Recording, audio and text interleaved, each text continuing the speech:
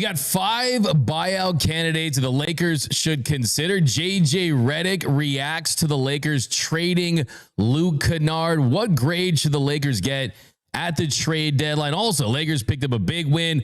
Austin Reaves was Reaves yesterday. 35 points, the shortest amount of minutes ever to score 35 points in Lakers franchise history. We'll hear from Austin Reaves, JJ Redick. Also, Matthew Stafford wins MVP and announces he's returning to the Rams for 2027. What does the dream Rams offseason look like? I've got some players they need to pursue, trades they should consider making. Also, a little Dodgers controversy with their fire relief donation. We'll talk a little bit about that. Who's winning the Super Bowl this week and how involved are USC and UCLA players? We give the history of USC and UCLA players in the Super Bowl. We got the best Lakers and Clippers memes from the trade deadline, and Cameron Brink could be on the brink of posing for Playboy. That's coming up next on the LA Sports Report. LA is the sports capital of the world. The Lakers have entered their Luka Doncic era. LeBron doesn't just want a farewell tour, he wants a farewell title. The Rams are going to win the Super Bowl. Go, Kings, go! The Dodgers are the best run franchise in all of professional sports. Shohei Ohtani is the GOAT. Steve Ballmer will do anything to get the Clippers a championship. Mick Cronin has to win a national championship at UCLA. Justin Herbert is a top 5 quarterback in this league. College football is just better when USC is good. This whole city has the Mamba mentality. I love LA. Live from the heart of Los Angeles, this is the LA Sports Report with your host, Doug McCain. What is up, Los Angeles, and welcome to the LA Sports Report. My name is Doug McCain. You can follow me on X and Instagram at DMac_LA. I've covered LA sports for over a decade. I'm loyal to the soil. Bleed Dodger blue, purple, and gold. We talk UCLA, USC, Rams football. All LA sports are covered here. We've got a jam-packed show. Got the Super Bowl this week. You've got the Rams getting a big announcement from Matthew Stafford last night, the NFL awards. But we are going to start with the Lakers getting a big win yesterday, beating the Philadelphia 76ers. We got an update on Luka Doncic. We'll talk about that. He left the game with soreness, but the Lakers get a big win. They win 119-115. And last night, the story was Austin Reaves. Last night, Austin Reaves, he reminded the NBA, he reminded Lakers fans that he's a special player. And in the NBA world, it feels like it's been an eternity since the last time we saw Austin Reaves. He had a pair of calf injuries that forced him to miss almost 2 months since he played in a game. And then Thursday happened. And midway through the third quarter against the Sixers, it looked like the Lakers were on their way to another loss, another disappointing home loss. They trailed by double figures. Luka Doncic was ruled out for the rest of the game. And the question was, who's going to save the Lakers? Is it going to be LeBron James or is it going to be Austin Reaves? And that is when LeBron James, the hillbilly Mamba, went to work. With less than 4 minutes left in the third quarter, Austin Reaves just went berserk and cooked the 76ers. He hit a pull-up three. He drove inside and made a layup. He had an assist to Jake LaRavia. And in a span of 64 seconds, the game went from going towards a blowout to a tight game. And then Reaves, he saved his best for the fourth quarter. He hit a 32-foot three-point shot to beat the shot clock. He made a really nice step-back three, and all of a sudden, Austin Reaves took over the game. And fans went out of their minds with that performance. And the 76ers, they were treating Austin Reaves like he was a superstar. They were physical. The refs were allowing it. He was double teamed all game. They were pulling up and guarding him full court, and it didn't make a difference.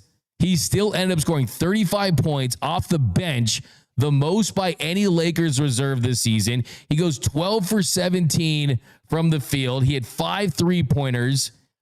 Austin Reaves made the same amount of 3-pointers as the 76ers had as a team. And even though those numbers are incredibly impressive, and he became the fastest Laker to 35 points, and this is a team that has Kobe Bryant that played for them, one of the best scorers in NBA history. Well, Austin Reaves just went nuclear in a short amount of time, really saved the Lakers last night. He was putting pressure on them. He, again, trips to the line, and he was just throwing his body out there. It was an incredible performance from Austin Reaves. He was fantastic. And after the game, Marcus Smart said, anybody in this league that's surprised about AR and his ability, it's a shame. And I totally agree with that. You got to remember what Austin Reaves is and what he's become. And he's been one of the best players this year when he's been on the court. And I don't even think the biggest Austin Reaves fans could have predicted that he would level up to this point. I mean, this is someone that you look at steady growth throughout a career, and he's really just absolutely exploded. And you love to see it because now he's going to get a big bag and he's going to get paid. And he saved the Lakers last night. And Austin Reaves makes you feel better because you're coming off the trade deadline. It almost feels like a guy that missed 22 games is going to feel like he's an acquisition at this point. Here was Austin Reaves after the Lakers win. He just took everybody being connected on both ends of the floor. We played hard. Obviously, losing Lucas, nothing's going to be easy after that because he does so much for us. But, we bonded together. I mean, everybody, bought into having one goal, and that's winning the game tonight. Once again, we didn't break. We obviously it wasn't pretty, the first minute and a half or so, but there's a lot of basketball left, and we just battled it. We continued to play hard on every possession, and good things happen. I know it's not easy to find rhythm in the NBA. You somehow weren't missing much, right, despite not playing a lot for the last couple of months. How did you find your rhythm to get to 35 points in 25 minutes? I don't know. I made some shots, made some crazy ones. I don't know. I just, when you're out with injury, it's not, I don't think it's what everybody thinks it is. It's not, you're sitting around doing nothing. Honestly, I think you do more when you're hurt than you do when you're playing. Because you're trying to stay conditioned, you're trying to stay, somewhat in rhythm, and, it's tough. You wake up every single day, having to go to work, knowing that you can't do, the best part of your work. But you got to do that stuff, and that stuff will, keeps you in as much rhythm as you can. Last one for you. His counting stats won't jump off the page, but Maxi Kleber, a game-high plus-minus. What did he give you off the bench, and how did that kind of help symbolize the comeback? He was awesome. You're going to get, what you're going to get from Maxi every time he steps on the floor, and that's somebody that's competing to win the game, regardless if it's setting screens, fouling somebody. It doesn't matter what it is. He's going to do what he has to do to help our team be successful, and you need guys like that. He should be celebrated. Everybody should, appreciate what he does for our team. He's been out of the rotation, and for him to step up tonight like a true professional is special. All right, go get some rest, man. I need it. So Austin Reaves, a star. I don't know if I'd throw that superstar label on him just yet. But, hey, with Luka Doncic dealing with an injury, I mean, he did miss some time, but there's no doubt about it. He's played at an all-star level this season. And that crowd, those Lakers fans that wanted to trade Austin Reaves, I still remember, I've got receipts longer than CVS of Lakers fans saying they wanted to trade Austin Reaves for DeJounte Murray. You know who you are. You know what you said. And the Lakers need to lock him up. He's an absolute winner. Unless the Lakers got something that was explosive, I'm keeping Austin Reaves. I don't care that he needs the ball in his hands. I don't care that he plays the way he does alongside Luka Doncic. Look, he's going to be here for the foreseeable future, and they need to sign him to a long-term deal. Because, look, I love what what Rob Pelinka did at the trade deadline now. Look, the top dogs are San Antonio and OKC and teams like that. You're not going to chase them down with a Draymond Green and a bunch of NBA retreads in their late 30s. That's not going to happen. And after watching this offense lately, when Luka Doncic is on the bench, and even when he's out there sometimes, it's just refreshing to see another guy that can get his own shot, that can create for others. And I just love AR and the way he played his game, because look, it's one thing to sneak up on a team and drop 20 or 30 points. But last night, Luke was out of the game. LeBron is what LeBron is at this point. And he was the focal point of that 76ers defense, doubling and getting in his grill. And he still was able to perform the way he did. So welcome back, Austin Reaves. This should get you excited if you're a Lakers fan, because look, I know everyone is a little bit disappointed and that and where this team is at this point. And I know that even fans that are still, a lot of them approve with what they did at the trade deadline, but we don't know what he's capable of being at this point. And if he levels up to where he's trending and this team can get healthy, hey, it could be really interesting. Now, here's another thing too. LeBron James, we'll see if he retires after the season, and we'll see if he wants to go somewhere else. And I think Rob Pelinka was smart to not giving him a big extension past this season or anything like that. But if I'm LeBron James and I look at this Lakers team right now, you got Austin Reaves, you got Luka Doncic, you got picks. If I'm LeBron James and I want to win and I want to stay with the Lakers, there's a lot of Lakers fans that don't love LeBron James. And I think that these Lakers fans would probably change their tune on LeBron if maybe LeBron took a little bit of a pay cut and maybe came back with the Lakers next season to join this group. So if I'm LeBron James, I'm looking at Austin Reaves right now. I'm saying, wait a second, this could be a piece. This could be a guy that could get us over the top.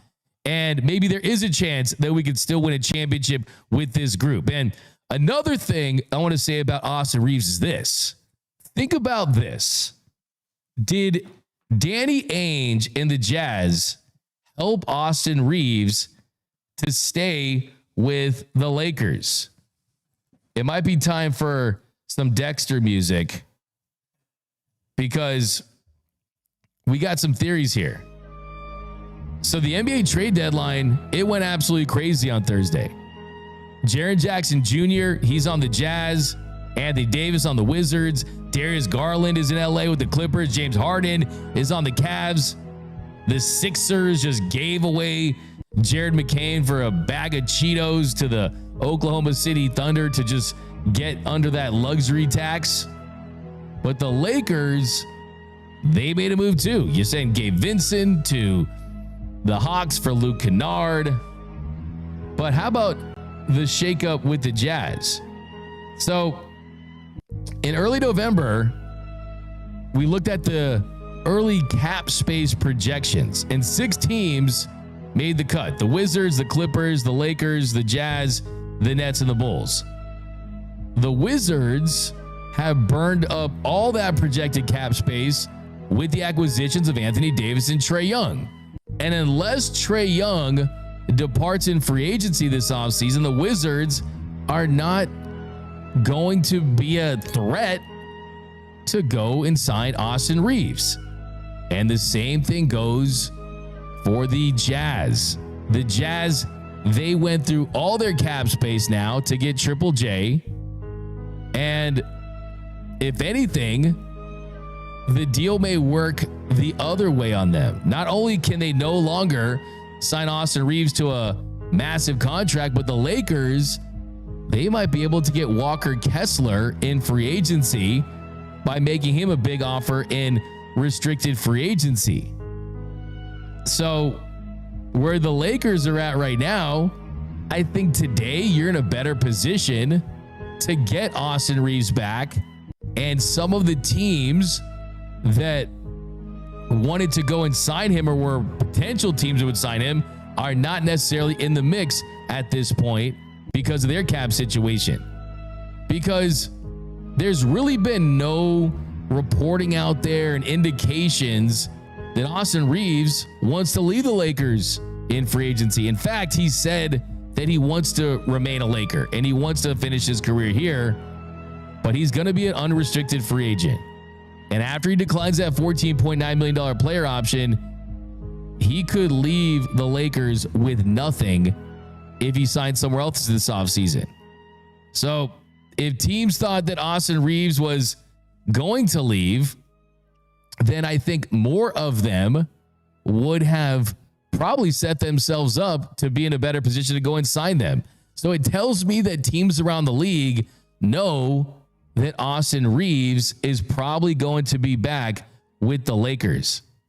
And if Reaves wasn't on board with this plan to be back with the purple and gold, he could destroy their strategy. You saw what happened with Tyrese Maxey in the Sixers a couple years ago, right? He was back. There was an understanding that he would be back. And Reaves is so important to what the Lakers are going to do in the future now. A $20.9 million salary cap hold is a lot lower than what his contract is going to look like. So Lakers can spend their cap space and then re-sign Reaves once they're over the cap. So I think that yesterday it proved to me that the Lakers are going to be in a really good spot. And just like we saw with the Bucks last year when they waived and stretched Damian Lillard to sign Miles Turner, I mean, there's only one team that you need to go and sign a guy to blow up their market. I think that where the Lakers are at right now, it's a pretty much lock that he's back in purple and gold. So that should make you feel good, especially after a win. We'll go to Noel, actually. What was your reaction to Austin Reaves last night? Incredible. I mean, just a guy that I think he was hungry to make the All-Star team in the middle of the best season of his career.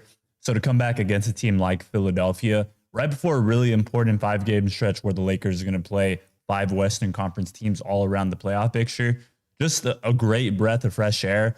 A lot of games in these past 2 months haven't been the prettiest to watch on the offensive side because you were missing that scoring punch and that option in Austin Reaves. And we were talking about it before the show, Doug, just how polished he still looks on offense, how good he was moving off of those calf injuries. I'm glad that they took a little extra time to make sure he was fully healthy rather than rushing back in January and December just for the sake of getting him back in the lineup. But I think he's in a great spot, and I think he's poised himself to have a really big second half of this 2026 season. Yeah, I mean, he's in a perfect spot. He's in an ideal situation for a guy that's going to enter free agency. He is leaving the Lakers, no doubt, that not only going to spend on him, they can feel good about that spending. Now, as far as the Lakers this season, the buyout candidates, and it's always a fun time of year to think of the names that could really improve the roster. Now, you're probably not going to get guys that are going to be that missing piece, but you can always improve the roster. And the Lakers are in a spot where, yes, you have some flexibility as far as what you can do, but the Lakers, they after yesterday, it was pretty clear that they were going to stand pat and that they weren't going to do anything to limit their future flexibility. But there are some names out there, and I'm going to start with the names that I don't want. So the first name is Chris Paul. So Chris Paul is having the worst retirement tour we've ever seen. Like, no one wants him. He's getting bought out everywhere. His reputation's taking a hit. And yeah, I mean, maybe if it took over 14 years and he ends up as a Laker, yeah, I wanted him back in the early 2010s. Not now. Now is the wrong time for Chris Paul. He does nothing for me. And like I said, it's kind of sad to see what's happened to him. The Raptors will not require Chris Paul to report to the team because they're like, nah, we're good when he goes to Toronto. So Paul, he has a great relationship with LeBron James, and he also has a good relationship with JJ Redick because of his time with the Clippers. But no, we do not need Chris Paul. I don't want him around guys like Austin Reaves and Luka Doncic. It's like, come on, man. Like, you need to just call it a career at this point. Next name I don't want is Lonzo Ball. And I love Lonzo. Give me 2016, 2017 Lonzo Ball highlights till I die. But at this point, like, is he that much better than Bronny James? in the NBA. Like, no offense, but the knees aren't good. He was terrible in Cleveland for the most part. The shooting was down. And unfortunately, Magic Johnson is not going to get his wish. And Lonzo Ball's number 2 is not going to be hanging in the rafters at Crypto.com Arena. So no thank you on Lonzo Ball. If it did happen, I would talk myself into it because I would lie to myself and pretend like he was going to be an impactful player. I think just the fact that Lonzo's back playing in the NBA after those injuries is a great thing. Let's call it what it is. The B in ball stands for bust for his NBA career. Lonzo Ball, unfortunately, due to injuries, I mean, it's not the Anthony Bennett level bust, but as far as a guy that was picked that high, especially when look at Jason Tatum, where he was picked in that draft right behind him, it's unfortunate to see because injuries have derailed his career. If you guaranteed me health, I think Lonzo would have been a very solid NBA player that maybe would have made 1 or 2 all-star teams at best. But it's pretty much the truth. He's a bust. Mike Conley, no thank you. Mike Conley was traded, and he eventually goes to the Hornets, and they waived him. Mike Conley on the court. I mean, he was moved out of the Timberwolves starting lineup. He was averaging 4.4 points per game on 32.1% shooting in 18.5 minutes per game this season. He's respectable. Like, I would rather have Mike Conley than Chris Paul. I really would. Like, he's a lot more low maintenance. The Lakers have had guys like that in the roster, the Tristan Thompsons, the Jared Dudleys, the Markieff Morrises, guys like that you feel that can contribute in more ways, but they're not going to overwhelm you with their personalities. Then you've got Cam Thomas. We talked to him yesterday on the trade deadline show. I mean, moments after the deadline, the Nets waived him, and he's pretty much considered to be the top name on the buyout market. He's got size. He's young. He's averaging 15.6 points per game and 3.1 assists. There's not going to be a better scorer on the market. The Lakers do get a lot of flack, and there's a lot of issues with the production they have off the bench. Last night, they had 66 points off the bench, so they definitely had a better night. I mean, I wouldn't be against this for sure. Cam Thomas is someone that it would be a coup for if any team gets a guy that can score 15 in the NBA basically for nothing would be interesting. But the name that I really want to see is Haywood Highsmith. And with Gabe Vincent gone, the Lakers could bring in another former Heat guard that's had some injury issues. But after being traded to the Nets last offseason, he had knee surgery, had a setback this season. I mean, kind of similar to what we've seen with Gabe Vincent. And the Nets eventually waived him on Thursday. And apparently he is playing 5-on-5 basketball, and he is getting some interest from teams. He averaged 6.5 points per game, shot 38% from 3 last season. So it's really rare to get a shooting guard that can perform at that level in the buyout market. So Highsmith is a really good option. If that's a possibility, he'd be my number 1. But the big wild card is Klay Thompson. Now, Klay Thompson essentially is the Will Smith in the empty room meme from the episode. Where was the last episode of The Fresh Prince of Bel-Air? That's Klay Thompson right now. Kyrie's injured. Anthony Davis is gone. You got Cooper Flag, but still, that team is not going anywhere.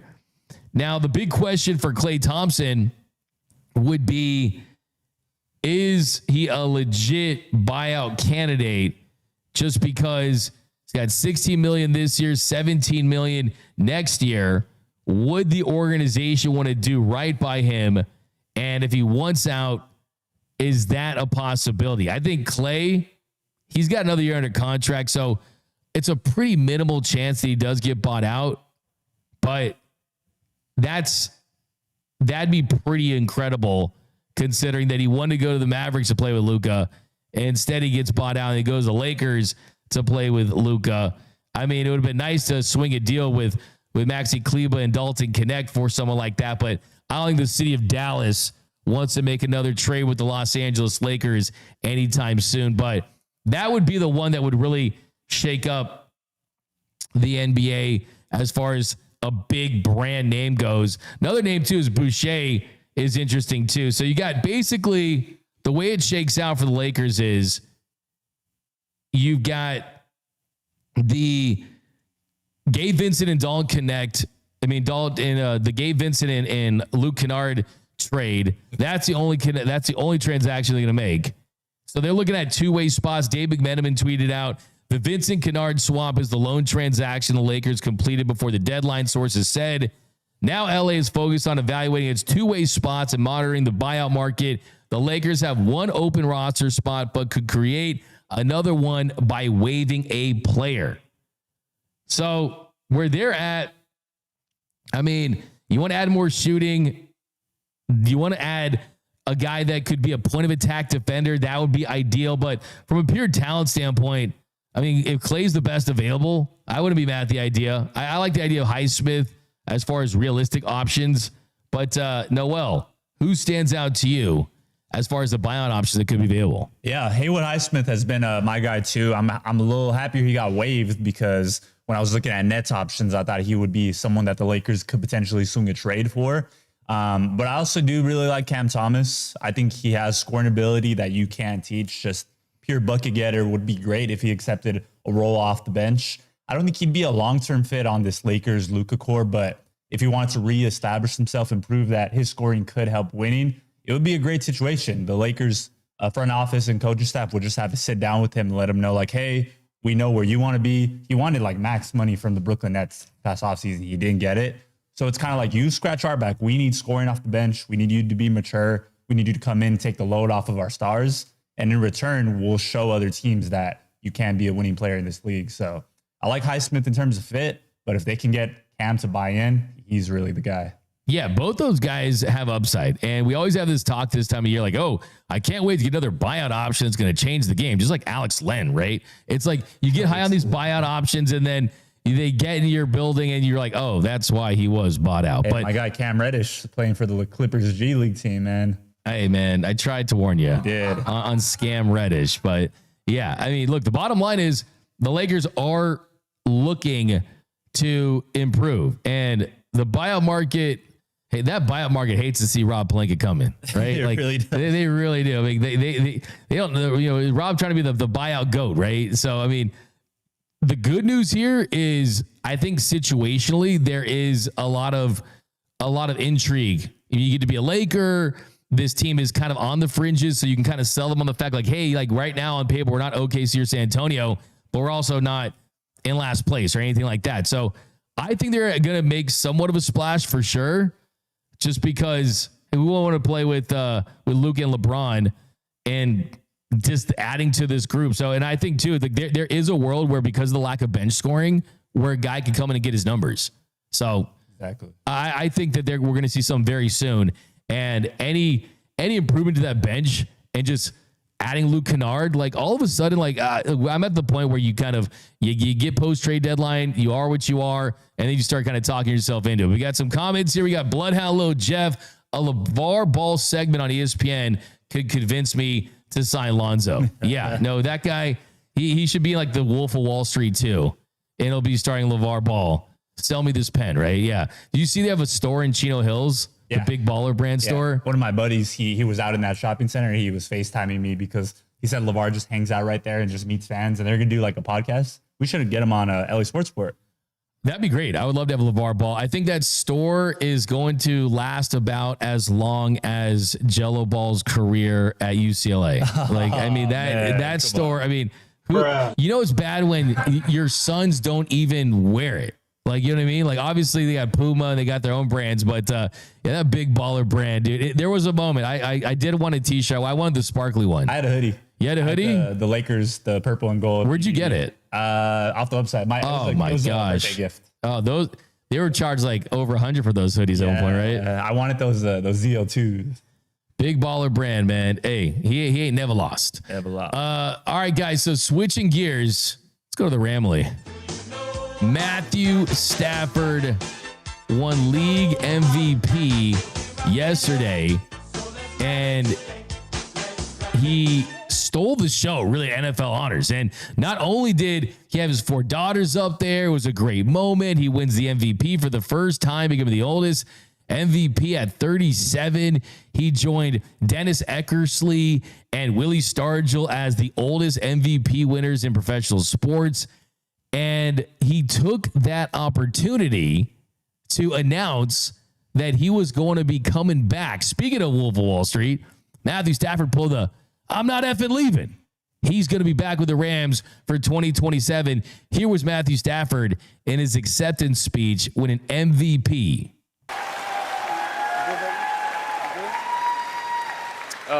I just want to start saying thank you. I'm so humbled to be here tonight in front of so many great people, great players, coaches that make this league so special. Just to be in the same breath as you guys is an amazing feeling for me. I want to start from the beginning, kind of for me, my mom, my dad, my sister, the support you guys showed me growing up, taking me to the park, the endless hours and time that you spent helping me chase my dream means the world to me. It's the reason I'm standing here today. To the Rams organization, Mr. Kroenke, Josh, everybody, giving me the opportunity to play for an unbelievable organization. It's an amazing feeling, and I appreciate that. Les, Kevin, Tony, all you guys, always getting a team together for me and our team to go out there and compete and play at a high level is something we don't take for granted in this league.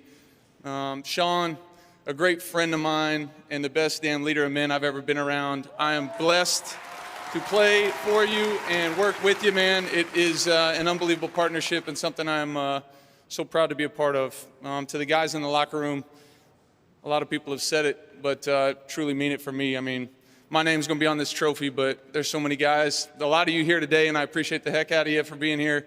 Your name should be on there too with me, and I really appreciate that. This team was really special. It didn't end the way we wanted it to, but man, I'll never forget it. And you guys mean the world to me. And to my favorite people in the whole world, starting with my wife over there. It's going to be hard for me.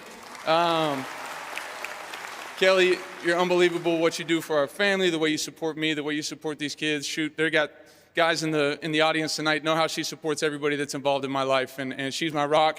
I want to let you know the sacrifices. I see you. I love you. I appreciate you very much. And to my 4 beautiful daughters, who I'm lucky enough to be sharing the stage with, give it up for them, huh? Chandler, Sawyer, Hunter, Tyler. I'm so happy to be able to teach the blessings and the lessons of this game to you guys, through you guys. You're unbelievable cheerleaders for me. I appreciate it. I am so happy to have you at the games on the sideline with me, and I can't wait for you to cheer me on next year when we're out there kicking ass. And so I'll see you guys next year. Hopefully I'm not at this event, and we're getting ready for another game in SoFi. So I appreciate you guys. Thank you very much. So congratulations to Matthew Stafford, and what makes it that much more interesting is Matthew Stafford, he won the MVP by 1 vote, essentially. The NFL MVP voting breaks down as follows. Matthew Stafford, 24 votes, Drake May, 23, Josh Allen, 2, and Justin Herbert's the top 5 quarterback in this league. He finished with 1 vote. I don't know how. I guess Madison Beer is probably a voter there. I'd vote for her, definitely. But Matthew Stafford winning MVP is an incredible accomplishment. It really, truly is. For a guy that at the beginning of the season, we were wondering if his career was done. He was dealing with a back injury. He was dealing with all these issues where he was in this a mortal chamber to try to get his healing right for his disc bulge. And then he turns it into an all-time season for the Los Angeles Rams, winning the MVP in a year where it looked like you might not even play. And with Matthew Stafford, in the year that he had, the number one thing that comes to mind is this. There's 3 years with Matthew Stafford where you've essentially wasted it. And the Rams can't waste another year of Matthew Stafford as the NFL MVP and as a guy that plays at an all-pro level, at a high level. You have to let Matthew Stafford lead you to another Super Bowl. When you came close, you really did. I mean, you finished in the Final Four, and you feel really good about that. But the truth is it was a wasted opportunity. And if you are the Rams and you got him back for 1 year, it's essentially a last dance type of year. And Les Snead, the Rams GM, said that if he does come back, which he's confirmed, that there is going to be an all-in element to the Rams in 2027. And that's the year they're hoping to win another Super Bowl. He threw a league-leading 46 touchdowns. That was a career high. You go 12-5. It's a tough NFC West division. But my hope with Matthew Stafford is that in 2026 and in 2027, he doesn't have to win the MVP because there's a better defense around him. Because the Rams, who were the second lowest when it comes to investment in their defense, go out there and they spend big. I look at the dream offseason for the Rams as this, is you go out there and you surround Matthew Stafford with weapons. And you've already got Puka Nacua, arguably one of the best receivers in the league. Him, Jackson Smith and Jigba, Jamar Chase, Justin Jefferson. You have Devontae Adams back, led the league in touchdown receptions. You've already extended Kyron Williams. You drafted Blake Corum in the third round a couple drafts ago. You used your top pick in last year's draft to get Terrence Ferguson, a tight end that the Rams are extremely high on. Your offensive line is essentially set. You've got Alaric Jackson, who you gave a new deal at left tackle. You got Steve Avila at guard. You got Kevin Dotson at guard, one of the best guards in the NFL. Coleman Shelton. Warren McClendon has developed in right tackle, and he'll take over for Rob Havenstein. There's one piece that you need on offense, and that is a third wide receiver. And I don't want a typical third wide receiver. I don't want a Konate Mumfield. I don't want a Jordan Whittington. If the Rams want to give Matthew Stafford the most weapons around him, you go draft Makai Lemon out of USC. Where's my USC music? Give me Makai Lemon out of USC, because he's a wide receiver 3 now, but he would be the wide receiver 2 after Devontae Adams is gone. And Makai Lemon is a player that I really think it shows Matthew Stafford that, hey, we're not drafting Ty Simpson or Garrett Nussmeier. We're not going to draft your successor. Why would we do that when we feel like, hey, we're all the way in? It's an F them picks type of mentality, and I think they certainly need to do just that. And USC has a good amount of receivers with Jacoby Lane and guys like that, but Makai Lemon is that guy that I think the Rams absolutely should consider drafting. He was great at USC, but also plays a type of receiver where he can be very effective in the slot as well. So we're doing a lot of time breaking him down. But also, I think you got to go out there and possibly trade for a cornerback. I'm looking at Trent McDuffie of the Kansas City Chiefs. If he becomes available, which is a chance that he might, that really solves your issue at the cornerback spot, because you still got Emmanuel Forbes you're developing. Kobe Durant's going to be gone, but the Rams are in a position where they can go all the way in, and next year the Super Bowl is at SoFi Stadium. Next thing I want to say too about the Matthew Stafford MVP is, if I'm doing the winners and losers of the Stafford and Jared Goff and Detroit Lions and Rams trade, Matthew Stafford is the ultimate winner of that trade, even more so than the Rams. And yes, the Rams got a Super Bowl out of him, but you look at the trajectory of Matthew Stafford's career for the first 12 seasons. In 12 years with the Detroit Lions, Matthew Stafford made just one Pro Bowl, and that was with him throwing for 4,900 yards or more and a combined 61 touchdowns in 2011 and 2012. In 3 playoff appearances, he didn't win a single game with the Lions. He didn't get a single MVP vote with the Lions. Matthew Stafford was on track to being the NFL's version of Mike Trout. That's what Matthew Stafford was going to be in Detroit. He was going to be the Carson Palmer of the Detroit Lions, a guy that could sling it, a guy that you had a lot of respect for, but was never going to sniff a Super Bowl. And in his 12 years with the Lions, the narrative was always this: man, what would Matthew Stafford look like on a good team, in a competent organization? And in Detroit, Matthew Stafford, he was going to war with butter knives if your name wasn't Calvin Johnson, right? And he had no run game. In Detroit, how about this? I looked this up yesterday. In Detroit, Matthew Stafford only played in 11 games where a running back had rushed for at least 100 yards. In 2023, it was the first time in 15 years that Matthew Stafford had a back-to-back 100-yard rusher. Only 2 times did Matthew Stafford play with a top 15 defense. And you look at the coordinators, the coaches, Jim Schwartz, Jim Caldwell, Mike Patricia, Matt Patricia, Darrell Bevel. And then the Rams get him in 2021. And what did he do? Won a Super Bowl and put himself in a position to be a Hall of Famer. And that is what he's going to be. He's going to end up in the Pro Football Hall of Fame, and it's because he was traded to the Los Angeles Rams. I mean, you look at the quarterbacks in that era, right? The 2010s, Ben Roethlisberger, Phillip Rivers, Matt Ryan, Aaron Rodgers, Eli Manning, Russell Wilson. Of those guys, Ben Roethlisberger and Aaron Rodgers are going to get into the Hall of Fame. Phillip Rivers should, in my eyes. Matt Ryan won't. Eli Manning doesn't deserve it. To me, is the Hall of Fame. It's not the Hall of the Playoffs, right? Russell Wilson, he shouldn't be in my opinion. So Matthew Stafford gets in with that small group of players that finds a way to get into situations where not only do you win, but you also put up really good individual statistics. You put up incredible individual statistics that put you in a position to go out there, and I think he's cemented. He's absolutely locked up his Hall of Fame status.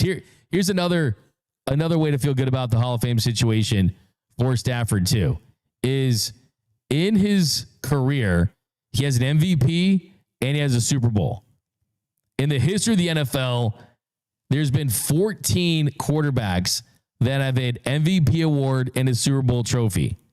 And of those 14, 10 of them are in the Hall of Fame. One of them is Joe Theismann, who will never be in the Hall of Fame. But the other 3 are Tom Brady, Patrick Mahomes, and Aaron Rodgers, all of which will be in the Hall of Fame. So Stafford joins that class. He's going to the Hall of Fame, and he won the trade. Sorry, Detroit. Sorry, Jared Goff. Matthew Stafford is the big winner. He also did talk about why he decided that last night he wanted to announce that he was going to be back. And he said, quote, "Something I've been thinking about and honestly talking with my family about even more before the season ended, whether or not they wanted me to continue to play, whether or not I felt like I wanted to keep playing. I ended the season on a healthy note and was part of a great team. I had a bunch of teammates in the crowd, some coaches in the crowd, and just felt like the right thing to do at the right moment.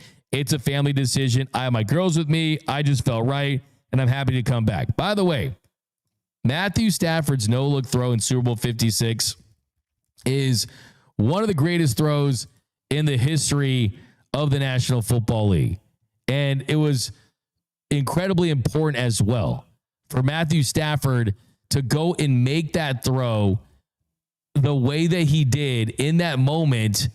It kind of pains me to see that he did not go and win the Super Bowl MVP. Of course, that went to Cooper Kupp, but it was just an all-time moment. And I think when I look at that moment right there, we'll kind of break it down here for a second. It was Super Bowl 56 in the fourth quarter at SoFi Stadium. Matthew Stafford and the Rams, they were trailing 20-16 with 3:07 remaining. They faced a 2nd and 7 at the Bengals' 46-yard line. And Matthew Stafford, he unleashed a throw that would define his career. He launched a no-look strike to Cooper Kupp right down the seam for a 22-yard gain. And ultimately, later that drive, he would find Cooper Kupp in the end zone that put the Rams up 23-20. And then Aaron Donald, he sealed the deal. But you go back and you look at that throw, it was just a thing of beauty.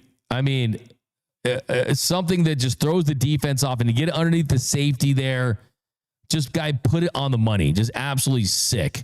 But the Rams got Matthew Stafford back. And as far as the future after that, you don't worry about it. I don't want to hear anything about the Rams on quarterback until further notice. All right, switching gears to the Dodgers. Little Dodgers controversy here. Little Dodgers controversy I saw. And that is about the Dodgers deferring money, but taking that deferred money to a whole new level. So it's from the LA Times, where it says, Wednesday marked the first anniversary of the start of the Eaton and Palisades fires that devastated Los Angeles and a large swath of Southern California. A staggering 70% of residents are still displaced a year later. The Dodgers responded quickly to the disaster. Chris Taylor, Freddie Freeman, and Shohei Ohtani all made individual donations to first responders, and the organization opened up Dodgers Stadium as a relief center for displaced families. However, that initial response from the team was imperfect. They made a donation in conjunction with other LA sports organizations amounting to $667,000 in their individual contribution. But Dodgers owner Mark Walter quickly signed on to Governor Gavin Newsom's LA Rises initiative, pledging $100 million. And now we're a year removed from that, and Gavin Newsom's initiative has raised just $20 million, not just from Walter, but other philanthropists. And Walter's contributions have hit a $7.8 million mark. So the question is, where's the rest of the money, and what is the deal with those donations? And Dodgers president Stan Kasten said, quote, I know we haven't spent the full 100 yet, but this is a long-term commitment. Kasten didn't rule out Walter shifting or putting all the remaining funding in a commitment to an organization outside of LA Rises. That's per our friend Bill Shakin of the LA Times. So essentially, the Dodgers are deferring emergency relief funds, and we'll see how much they contribute as a whole. So Casey Rogers of a consulting firm, she wrote that the Dodgers are in a position where we'll see if that money ever really materializes. She said that she advises philanthropists and leaders of nonprofits organizations that if it's a number of 20 million after 1 year, after such a severe occurrence, and with Los Angeles having the giving capacity to meet that goal, I would have expected to hear that there had been more commitments at a minimum. So the wildfires, they did a lot of damage, right? I mean, we know that, but still, it does feel like a situation where maybe they're like, okay, this sounds great in the moment, and then kind of all that momentum kind of died down a little bit. And I mean, this is probably a Gavin Newsom, a Dodgers kind of way to just extend the good graces and what they stand for into the community. But yeah, it's kind of not a good look. And there's been some baffling stuff that we've seen. But to defer money on essentially a fire relief donation, they're definitely taking some heat for that. But all right, switching gears. I see some comments down below. TBD, Lonzo Ball, worst draft pick in Lakers history. Oh, come on now. Come on. Be easy on Lonzo. It wasn't his fault that he got injured. It wasn't a great pick, I'll tell you that much. But I wouldn't say he's the worst. I mean, you got to dive into your Lakers history, man. There's way worse ones, man. Do you guys, does the name Sam Jacobson ring a bell for you guys? How about Javaris Crinton bringing the GAT on the plane with Gilbert Arenas? So there's some examples there. All right, switching gears to the Super Bowl. You got the Seahawks and you got the Patriots. and I'm rooting for a meteor. I hate both of these teams. I don't want to see Boston win anything. I don't want to see the Patriots get their 7th Super Bowl. And then on the flip side, I don't want to see the Seattle Sea Chickens, oh, check that, the Seahawks get their 2nd Super Bowl to tie them with the Los Angeles Rams. But I will say I did love to see this for the Bang Bang Whiner Gang 49ers, that they had to see their stadium at Levi's Stadium up in Santa Clara. They had to watch the Brock Purdy murals taken down, the 49ers banners taken down in place for your own division rival.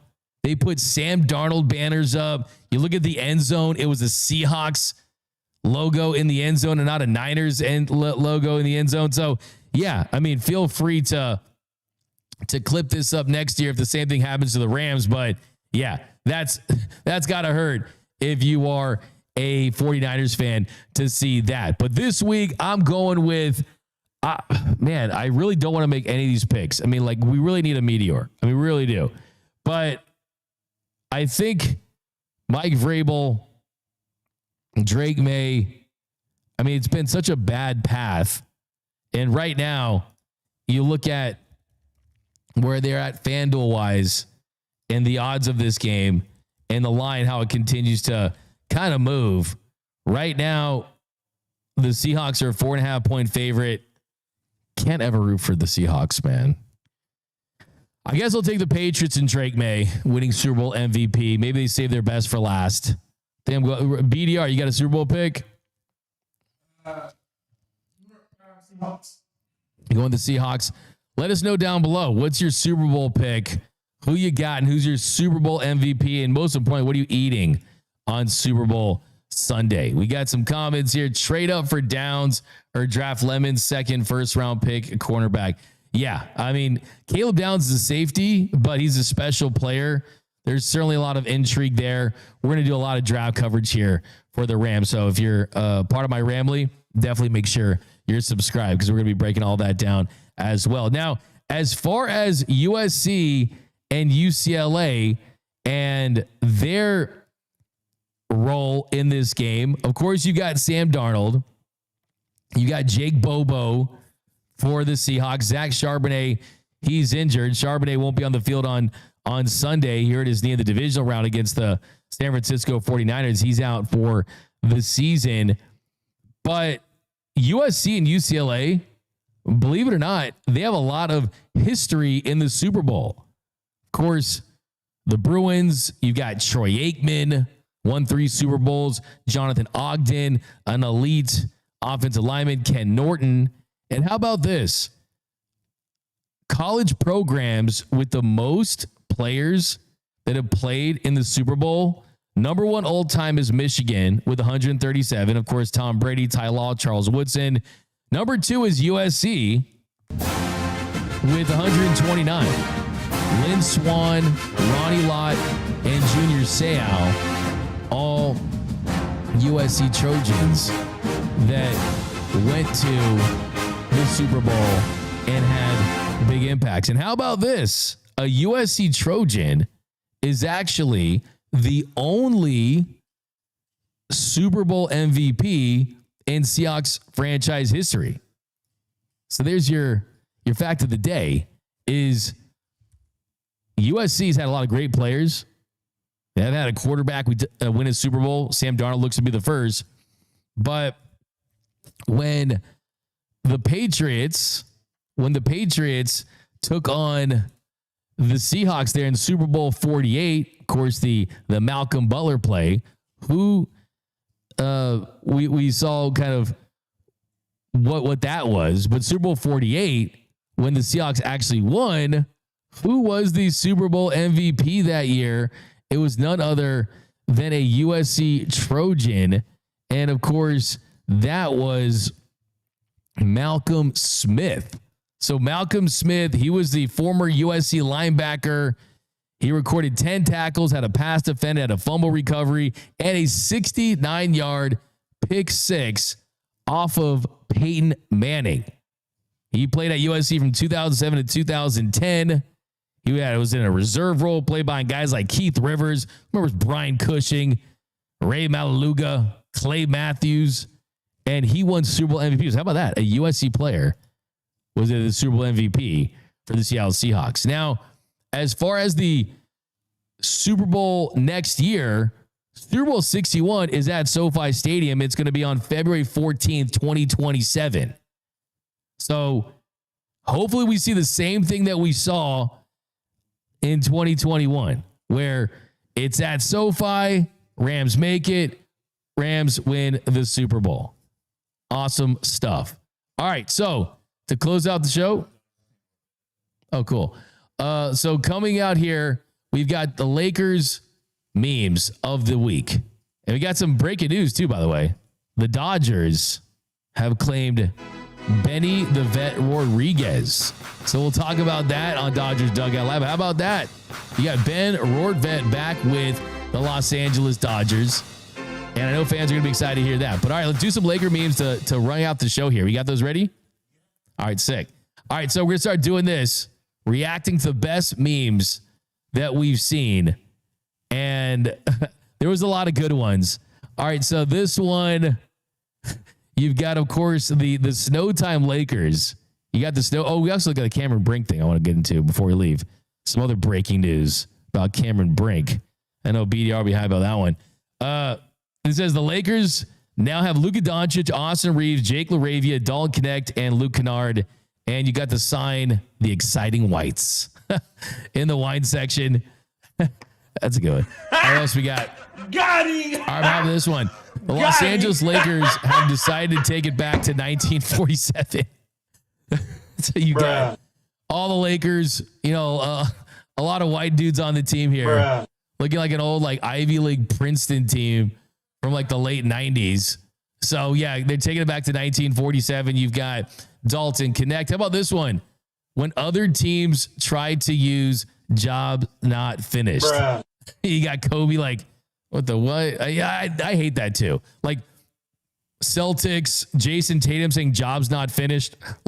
That should be just for LA teams. Okay. Job's not finished. That's the motto here. It's the city of champions. Yes, we get it. A lot of people that aren't from Los Angeles are Kobe fans, but when it comes to a path to a championship, that should be reserved for LA teams. Okay. Jobs not finished. What's it to be happy about? Jobs finished? Jobs finished. You know what's funny? Actually, I talked to the guy who asked him that question this weekend. Really? Yeah, he was at Dodger Stadium. I have his card in my pocket. He actually wants to come. He's a big fan of Dodgers Dugout Live. I wonder if I have, but yeah, he asked him a question, and that's his claim to fame. Is he's the guy who asked Kobe the question when he said, "Job's not finished." What's there to be happy about? All right, what else we got? Let's go to the next one. Okay, there's another one we got here. Everyone was running with this. Yeah, it says Lakers out here looking like the Utah Jazz of the 90s. Yeah, but no Karl Malone there. No Karl Malone. He's busy trying to hit on Kobe's wife. All right, next we got, how about this? Kobe Bryant in his 9 straight 40-point games in 2003.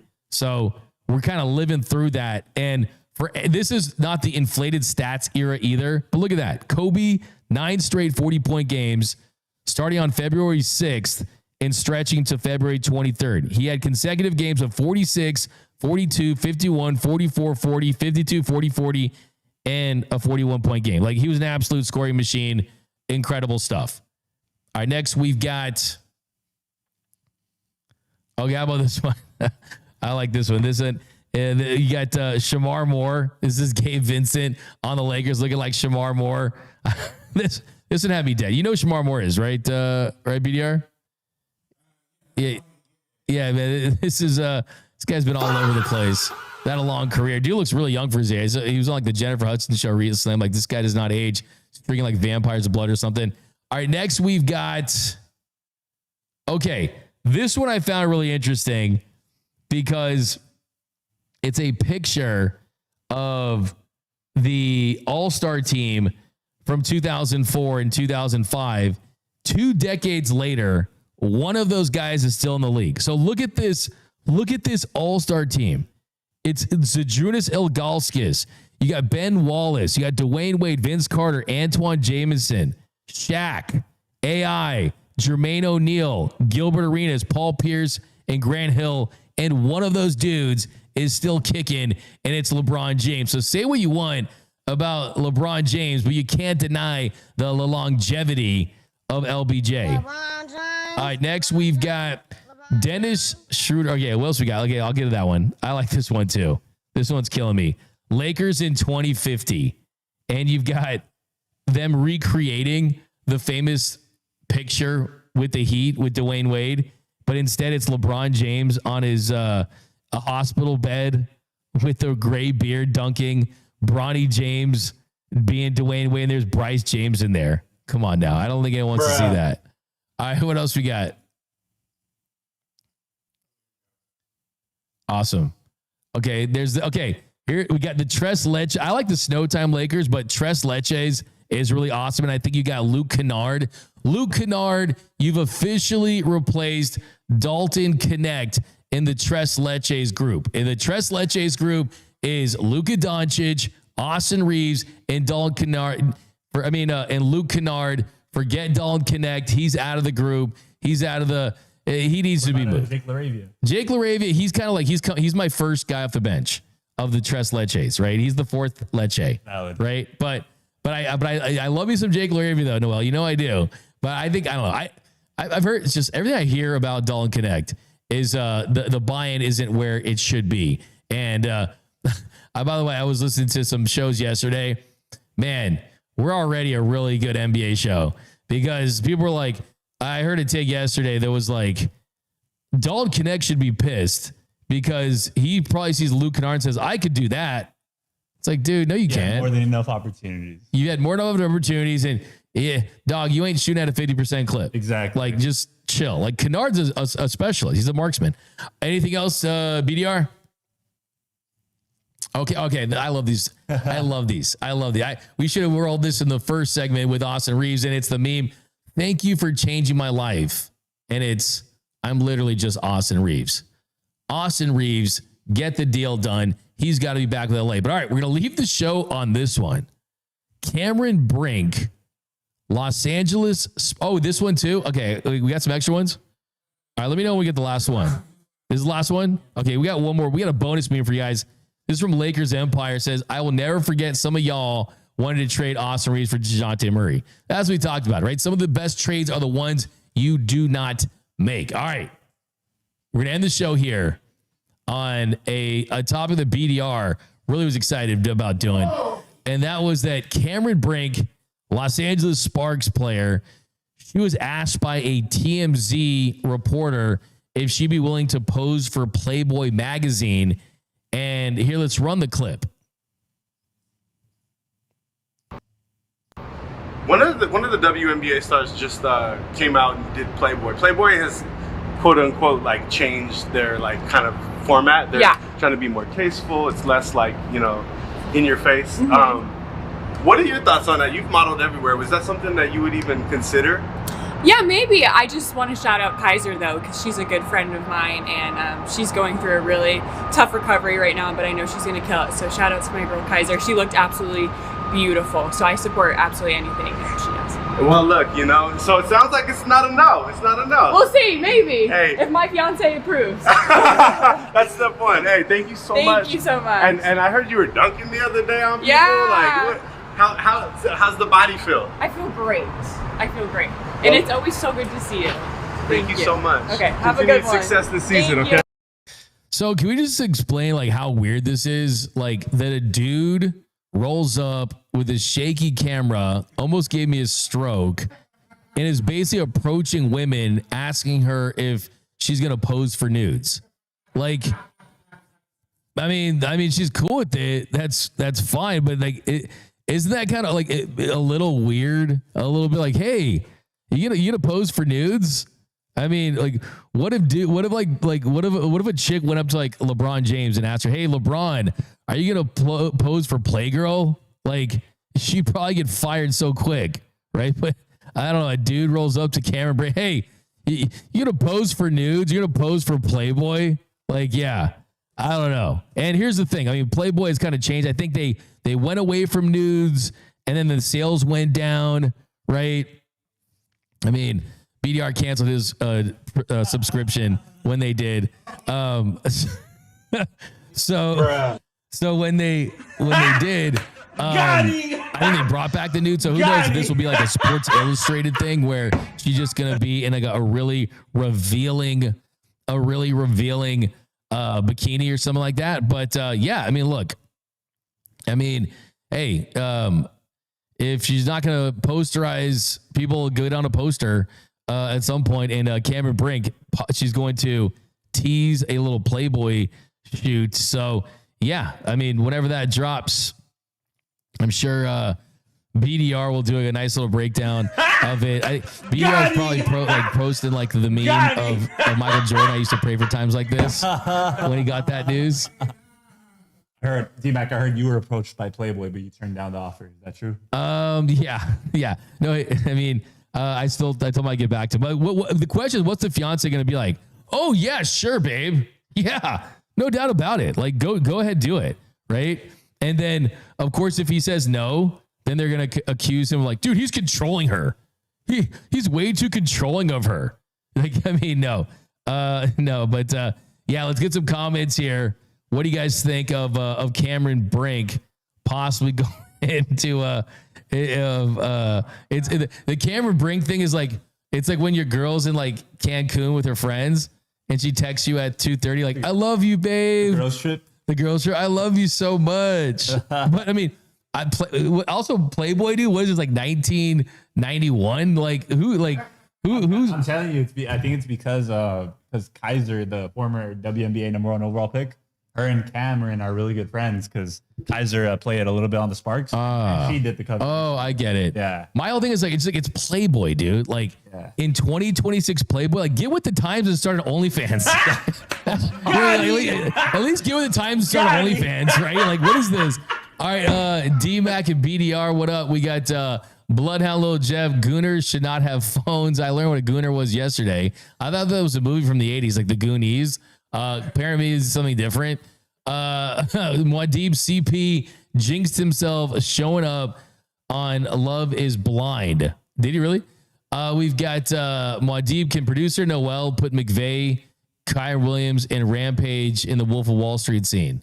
Oh, you know what? We could probably do that. You know, shout out to we get the skills for that. SK Wonderful AR is a better player in today's NBA than Luka. Luka is a selfish player and his defense is trash. Wow. Bruh. Come on. I don't know if this is Austin Reaves' agent trying to get him a bigger deal, but come on now. Someone says Jeannie Buss did it a long time ago. Yeah, she did. She did Playboy and that went platinum in Young Doug's. Come on now. Yeah, so that's really interesting stuff. But yeah, BDR is like the dude in the yellow suit meme. Waiting for that Cameron. There's a reason why Doug never bashes his Jeannie Buss on the show. All right, guys. Well, hey, thanks to you guys for a great week of shows. We appreciate joining for the NBA trade deadline. This is going to be your spot Monday through Friday, 10 a.m. Make this a part of your daily routine. If you don't watch the whole show, we just do the cuts and we separate all the episodes too. But we have gotten close to 6,000 subs. Once we do, we're going to give away that Kyle Tucker Dodgers jersey. So make sure you do that. Drop your Super Bowl predictions down below. And we'll see you guys Monday. My name is Doug McCain. You can follow me on X and Instagram at DMac_LA. Special thanks to BDR, Big Dog Rob, producing the show. Noel Sanchez rocking with us. As always, have a great Super Bowl weekend. And remember that LA is the city of champions.